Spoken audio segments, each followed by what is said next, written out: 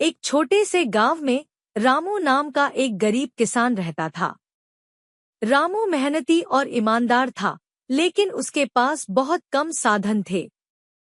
उसकी एक छोटी सी खेती थी, जिससे वह अपनी और अपने परिवार की जरूरतें पूरी करता था।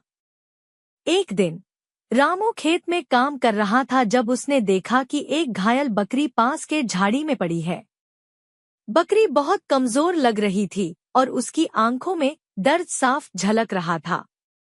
रामू को बकरी पर दया आई। उसने बिना किसी स्वार्थ के बकरी को उठाया और अपने घर ले गया। रामू ने बकरी की मरहम पट्टी की, उसे खाना दिया और उसकी पूरी देखभाल की। कुछ दिनों बाद बकरी पूरी तरह स्वस्थ हो गई। एक दिन बकरी अचानक गायब हो गई। रामू थोड़ा उदास हुआ, लेकिन उसने सोचा कि शायद बकरी अपने झुंड के पास वापस चली गई होगी। उसने बकरी के लिए प्रार्थना की कि वह जहां भी हो, सुरक्षित और खुश रहे। कुछ महीनों बाद रामू के खेत में एक चमत्कार हुआ।